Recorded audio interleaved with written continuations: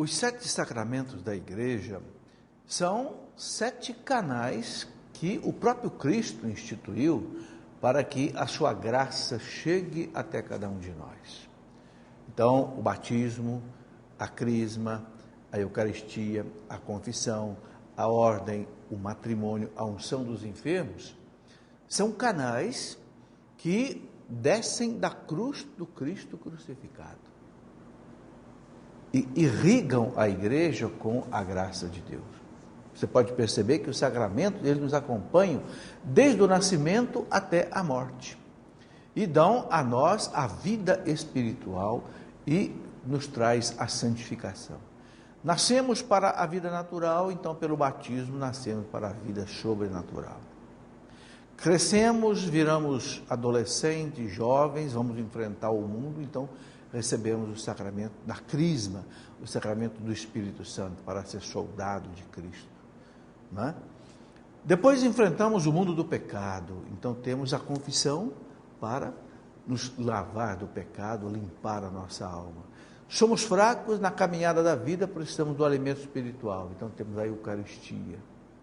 Depois, na decisão da nossa vida profissional, da nossa vida, né, no estado de vida, quem vai para a vida de casado recebe então um sacramento especial do matrimônio, para que tenha força de viver o matrimônio, constituir uma família, educar os filhos, viver a fidelidade conjugal, que é tão difícil, com a graça de Deus.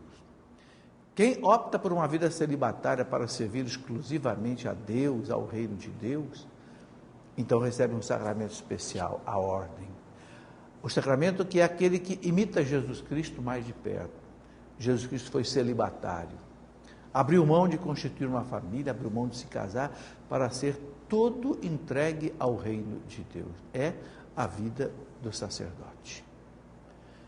E também, quando nós estamos doentes, nós temos o socorro do sacramento da unção dos enfermos, que nos auxilia na luta contra a doença e que, se for da vontade de Deus, a pessoa ir para Deus prepara para essa transformação de vida para a eternidade.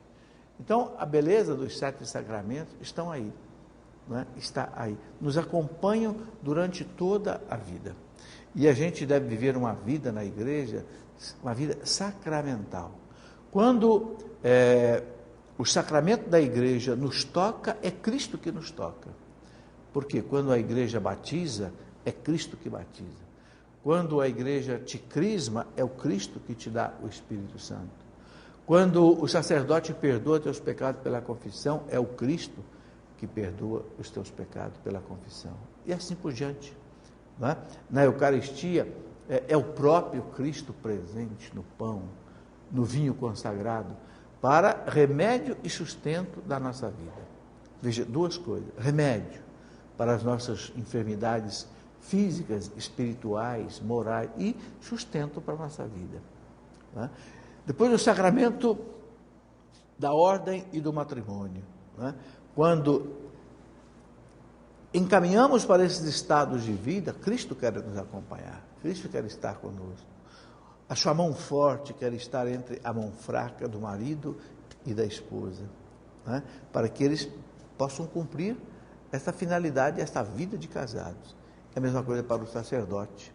Sabemos que não é fácil viver uma vida sacerdotal, abrir mão de constituir uma família, viver 100% para Deus, né? Tudo isso realmente não é fácil. Mas a graça de Deus presente pelo sacramento fortalece. Não sentimos o sacramento, não é algo sensível, não é algo emocional, mas é um sinal eficaz da graça de Deus. O sacramento, ele tem uma parte natural e uma parte sobrenatural. A parte natural são os sinais, os elementos, né?